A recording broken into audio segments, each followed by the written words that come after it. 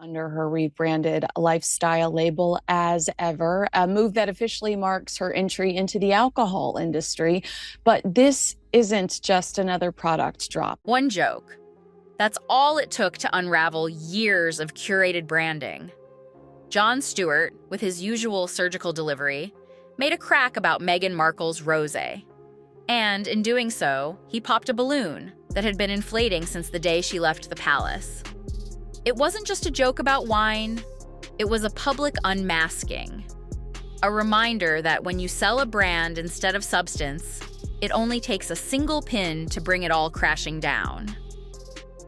Meghan's wine brand, as ever, launched on what should have been a sentimental, legacy-laden date, Princess Diana's birthday. She actually is quite different. I don't look at Meghan as someone who I would get business advice from because I find her quite vacuous. But the launch didn't radiate grace or homage. It came off as opportunistic. The British press barely blinked. There were no scandalized headlines or royal outrage, just silence. And then Jon Stewart stepped up to the mic. One joke, one roast. And suddenly, TikTok sommeliers were doing blind tastings, mock reviews were flooding Reddit, and the wine became a meme. Not for its flavor, but for what it symbolized. The moment Meghan's carefully managed image finally hit a wall. Switching gears, Meghan Markle just announced her new lifestyle brand called As Ever, which is a little confusing because it used to be called American Riviera Orchard. This is true. And before that, it was called The Tig. Yes, confusing. Let's rewind. The brand was supposed to evoke timelessness, elegance, and empowerment. As Ever, a name meant to feel like a handwritten signature, a nod to authenticity. Instead, it sounded like a sign-off, an ending. And maybe that was prophetic, because from the label to the taste, it all screamed aesthetic over authenticity. A Pinterest board with a cork.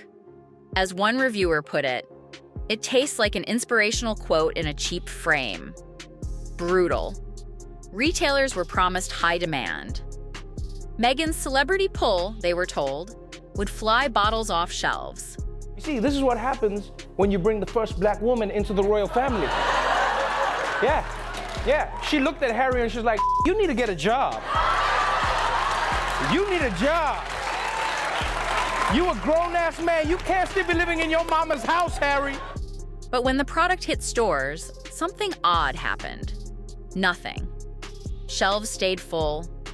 Bottles gathered dust. Some stores offered discounts up to 70% just to clear inventory. Others tucked it behind more popular labels to avoid awkward conversations. Customers weren't buying, and worse, they were actively mocking. The reviews weren't just bad, they were blistering. One buyer wrote, "Tastes like Meghan's podcast. Starts off promising, but halfway through, you wonder what you're doing there." So beautiful. Oh, I don't know. I wasn't expecting that one. Yeah, they're just it's just so great. This is why it's so nice to not have makeup on. Another called it more bitter than a tabloid feud. The wine was no longer just a drink. It had become a referendum on Meghan herself, her brand, her intentions, her authenticity. Even her loyal fan base began to fracture. Reddit forums, once filled with support, turned somber. "I wanted to believe in this," one commenter wrote, "but it just feels like another shallow cash grab." The words sellout and performative started surfacing. And when your defenders start using those words, the game is over. If you are a watcher of the royal family and you like secrets, you might want to sit down because this is a doozy. Meghan Markle has finally revealed why she and Prince Harry call each other M and H.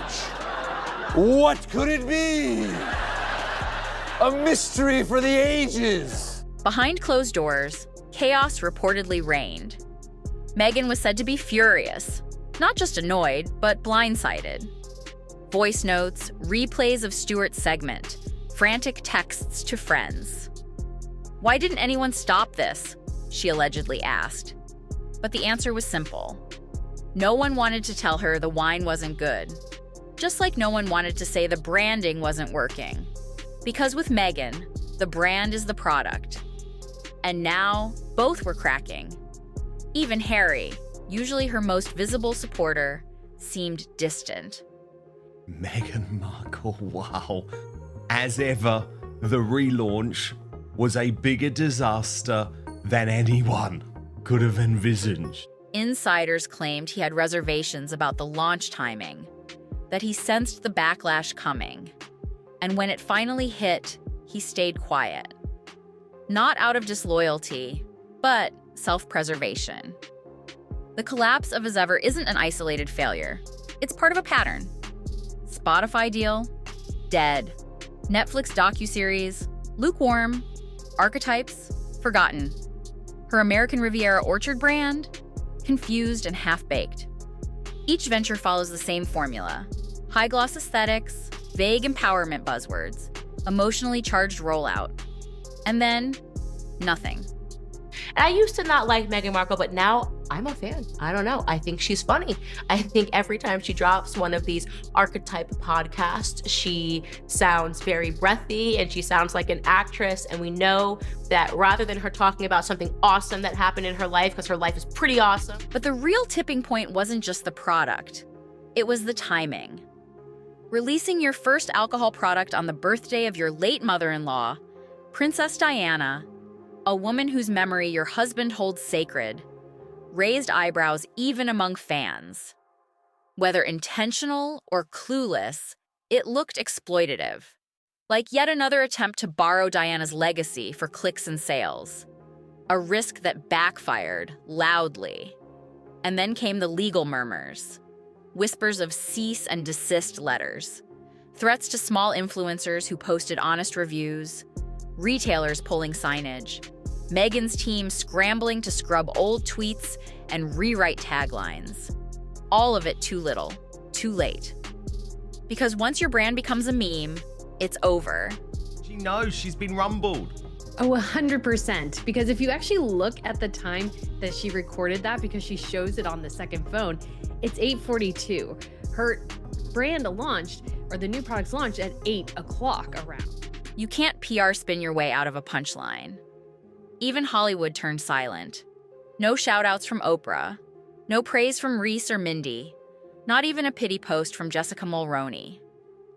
The silence said everything. The press, once sympathetic, now cold. Vogue ignored the launch. Vanity Fair ran a snarky side piece. Page 6, they dubbed it the Rosé wreck of 2025. And the cruelest irony? Meghan's entire empire was built on being taken seriously. Her voice, her pain, her journey, all presented as sacred. But now, the crowd isn't crying. They're laughing. And when that happens, the illusion is shattered. Insiders say the Montecito team is holding emergency meetings, trying to salvage what's left. Rebrand the wine, remove Meghan's name, try again without the Duchess Association. But that move alone is the final humiliation. When your image drags down a product, you're no longer an asset. You're a liability. The tragedy in all this is that it didn't have to happen. Meghan had goodwill. She had the public's attention. She had the benefit of the doubt.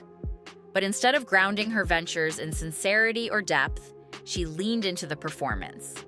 Into overproduction, into curated narratives and manipulated launches. And people noticed.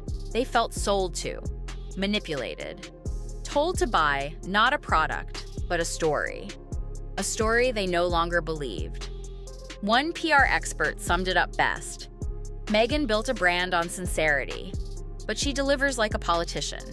When consumers buy from a celebrity, they want connection. They want to feel like the star touched the product, believed in it. When she's trying to sell these kind of, I'm sorry, but crappy, cheap tats to middle America, she needs to have this relatability, and she doesn't have that at all. Meghan's rollout felt like a photo shoot, not a passion project. A performance, not a process.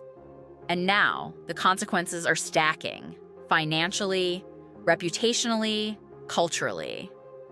Wine insiders say Meghan's Napa Valley partner is considering removing her from future campaigns.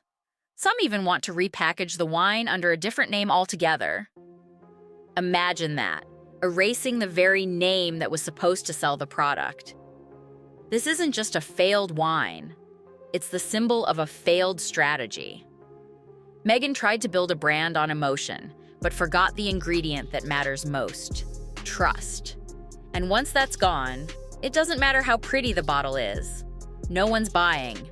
So what now? Another pivot? A skincare line? A memoir about the trauma of being mocked? The Meghan Markle playbook is predictable. Launch, hype, backlash, victim narrative, fade out.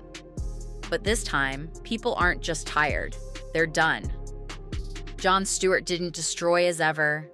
He didn't destroy Meghan's brand. He just said what everyone else was thinking, with one joke. And once the laughter started, it didn't stop. Because behind all the filters, buzzwords, and curated narratives, people finally saw the truth.